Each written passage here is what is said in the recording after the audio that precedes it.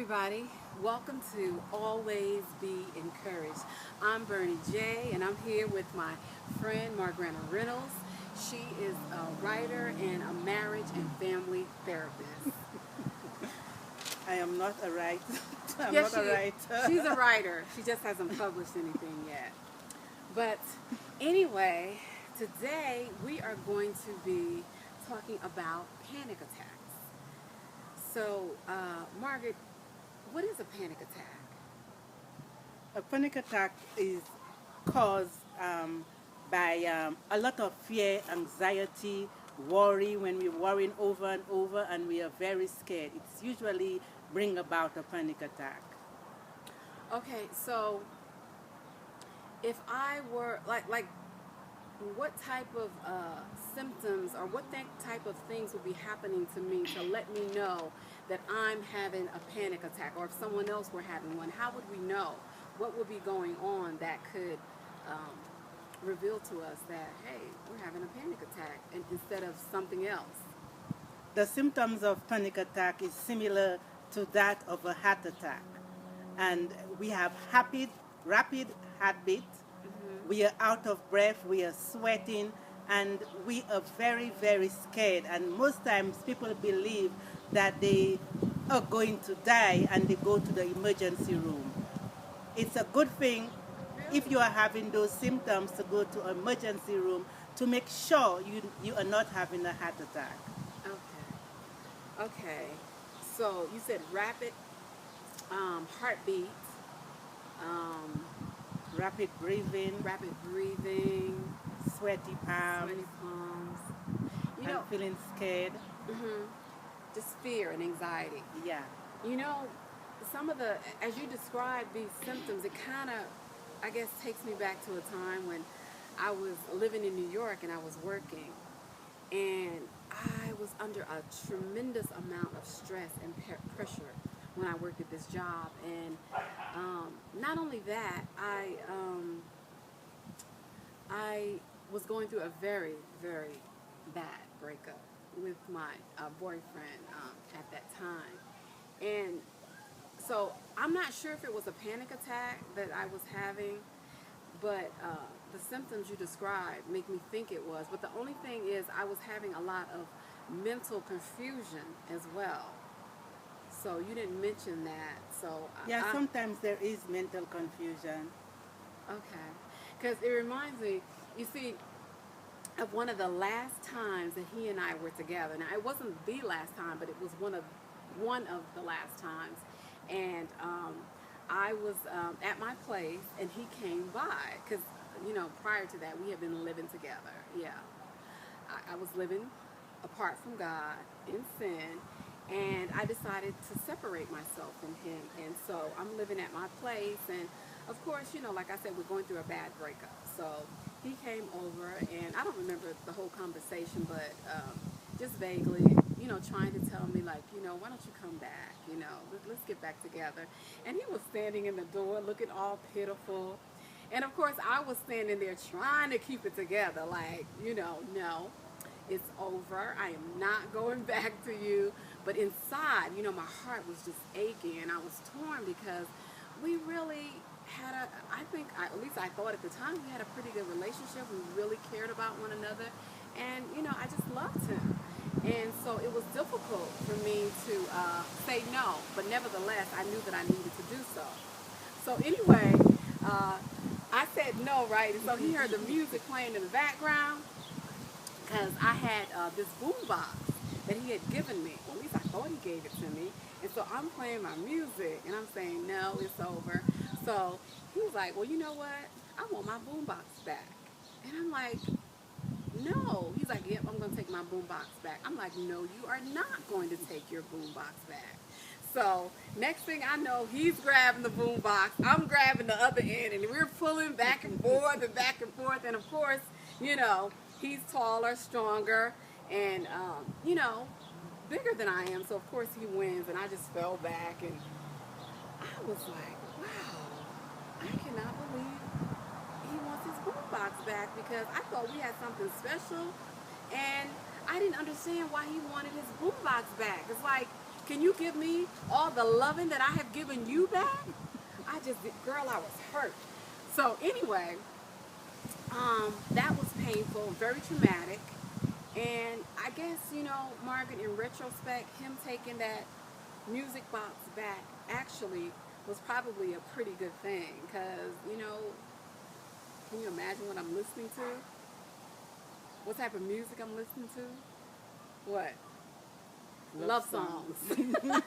I'm listening to love songs about the ones that we used to listen to together. So, of course, that doesn't help me to get over him any faster. It just prolongs the pain and the suffering. But anyway, when I had the panic attack, y'all, and let me get to this part.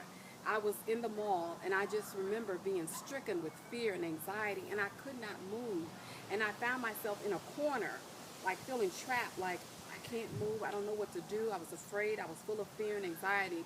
But at that time, they, had the phone booths up on the wall, and I saw the phone number of a taxi cab because I couldn't think of anyone to call. And of course, even though I may have been having a panic attack or whatever, I knew that I was stubborn. One person I was not going to call was him. I was not going to call my ex, and he probably would have came too because, he was kind-hearted, and, he really did try to just try to be there for me. But anyway, I was just determined.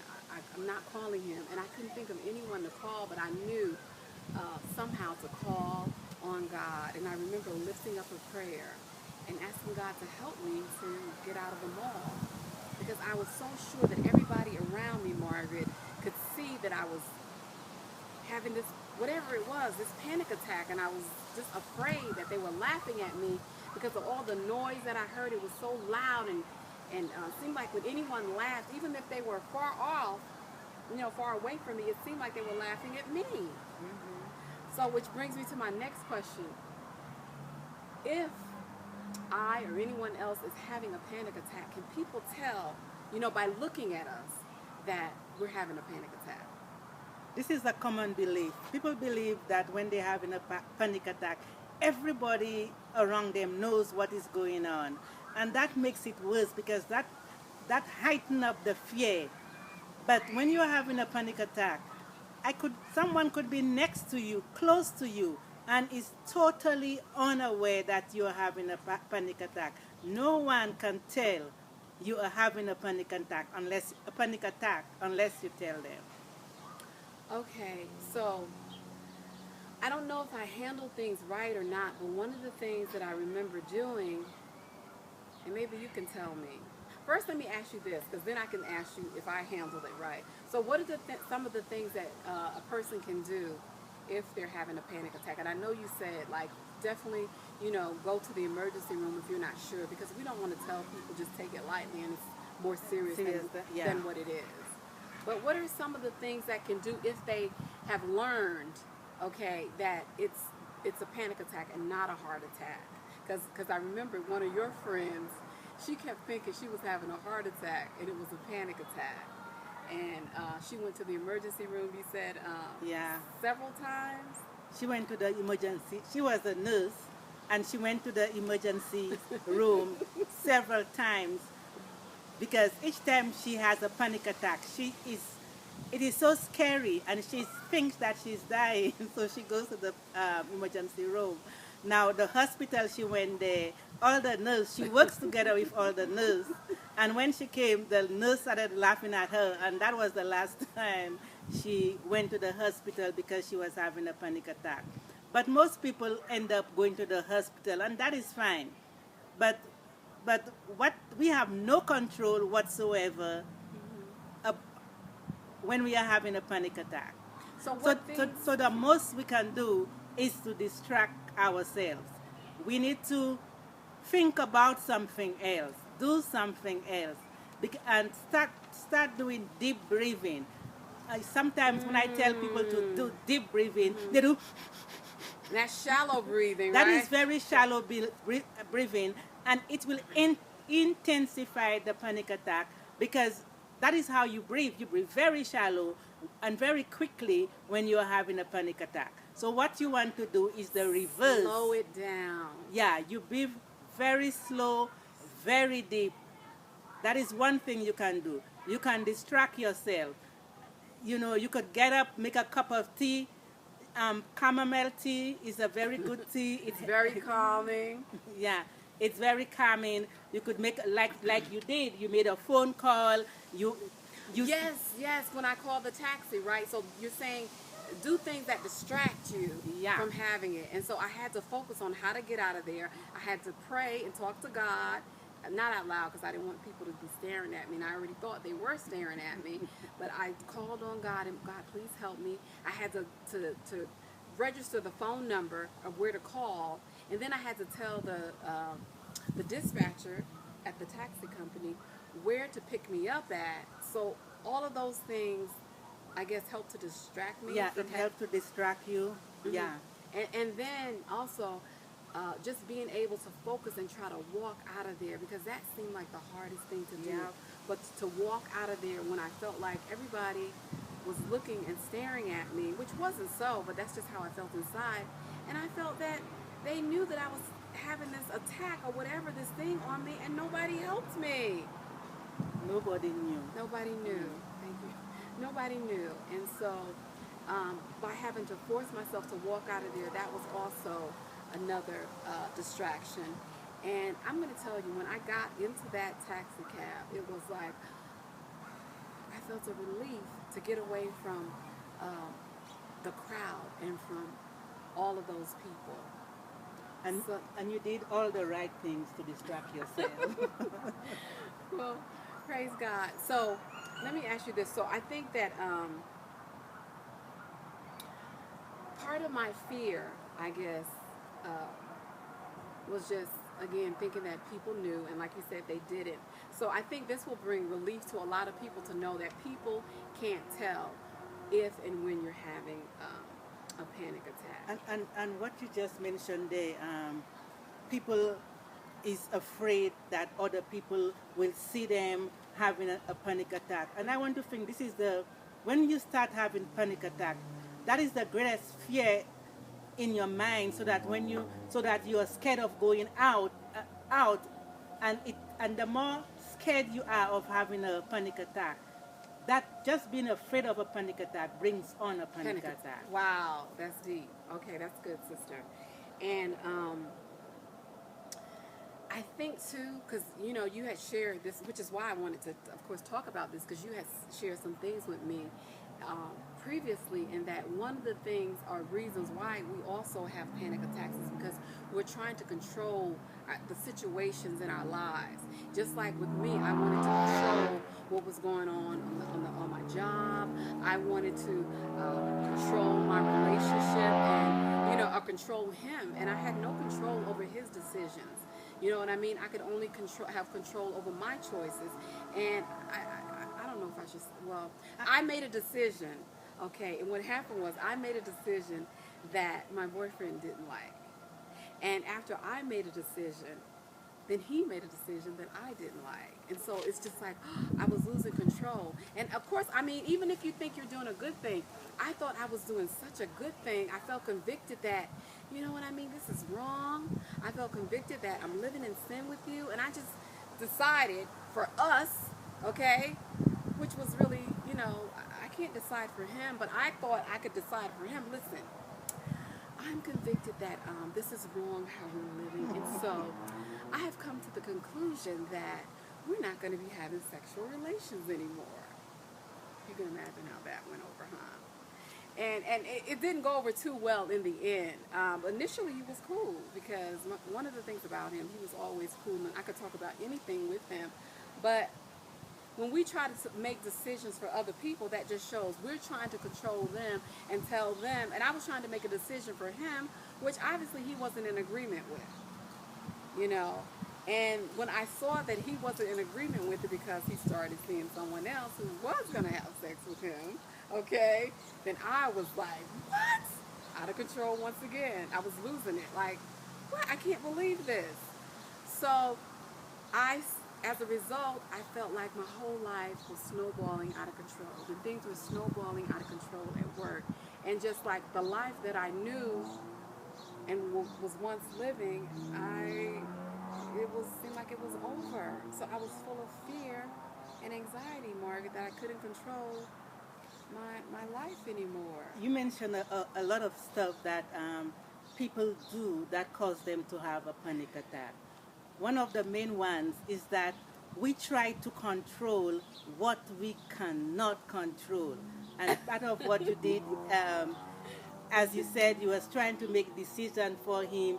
You had a plan as to how he was going to respond, and he responded differently. And that is very, very scary because you never imagined that he was going to break up with us. But yes, that's what we do. We try to control what that is out of our control. And sometimes we try to control things that has not happened. Right. Things Well, that we don't even know is going to happen.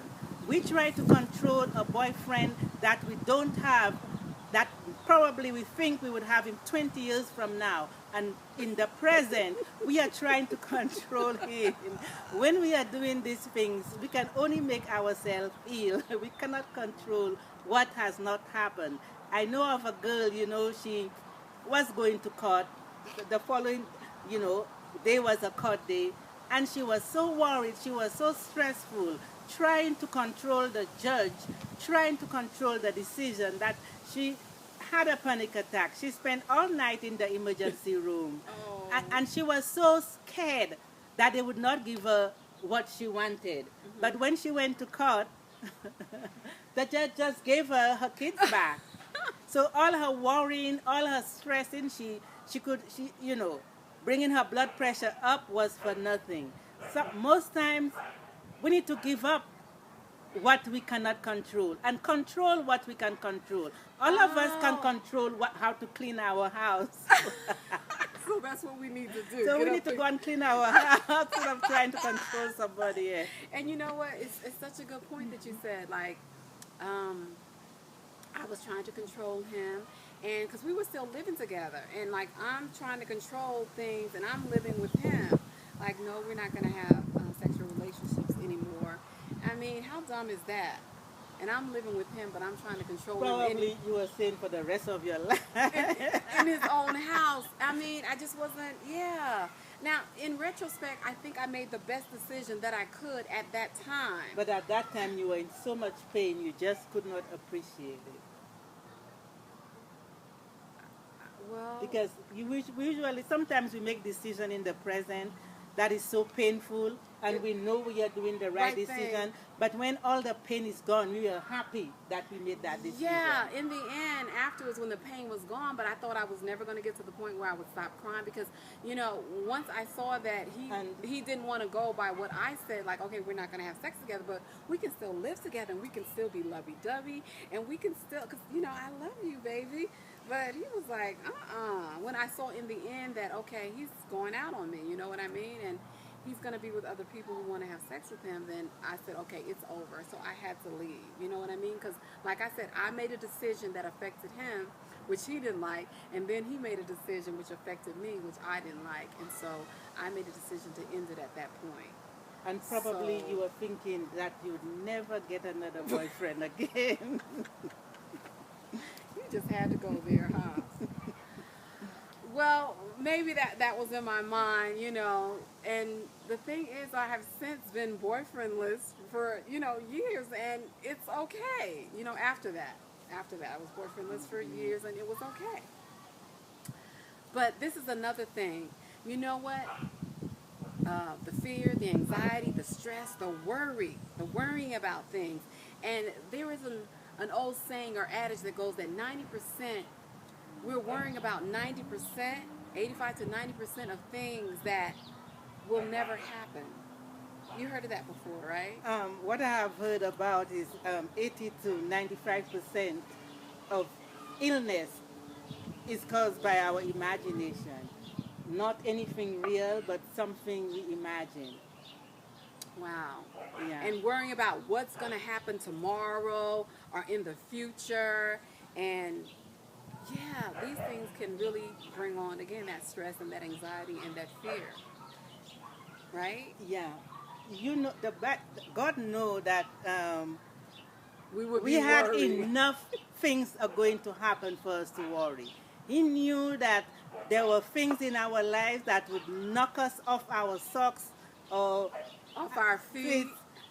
Therefore, he tells us about 7 times, do not worry, do not worry. Do not worry, I have it under control. And if we go through the whole Bible, there is 365 times it is telling us, fear not, fear not, fear not. I believe if we have a panic attack and we go to 365 Bible texts that says fear not, at the end, we would not even remember what was going on. Oh, that's good. So God knew that as we get closer to the end, it says that man's hearts are failing them, will fail them for fear. But he's telling us, don't let that happen to you. I know this can happen. Don't let it happen. Trust in me. Believe in me. I will take care of you. Oh, that's beautiful. Yeah, that's a great scripture from Luke 21:26, I believe. That's a good scripture. And you know what?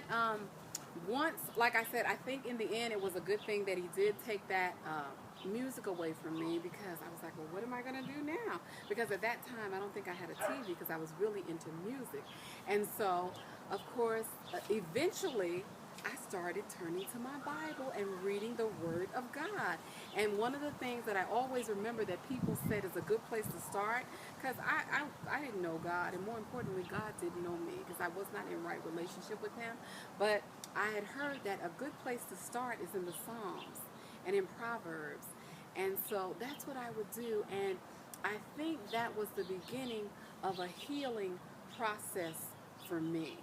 Yeah, and that's an excellent thing to do. While we don't have any control, God has control.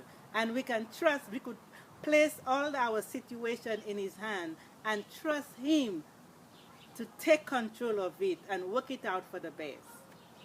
That is great, great advice. Okay, is there anything else that you would like to share about panic attacks before you go? I don't know if this is true, so let me just ask you this, because I heard one person say just the other day when I told her that I was telling her about panic attacks and that, you know, you and I wanted to talk about it and do a video about it. She said that she thinks she had one at a gas station, and she was told, because she told somebody, I'm feeling like really stressed and anxious, and they told her to get a paper bag and breathe in and out of it and then just pop it. I'm like, really? She said she did that and she felt better, so. Well, she is doing something. She's not there thinking, oh my God, I'm going to die. My heart is beating fast. I'm going to die. She was not increasing her panic, but she was distracted. She get the paper bag. She was doing deep breathing in the paper bag. So all of that can distracted her. Yeah, and calm her down. Okay, that's awesome. Well, you know what?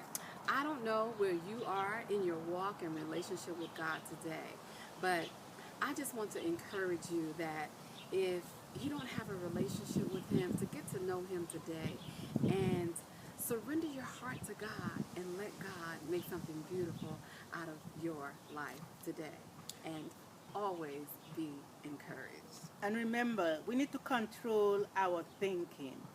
We can always put it in the hand of God and trust that God is going to give us what we are asking. Because when we worry, we are thinking of things that we don't want.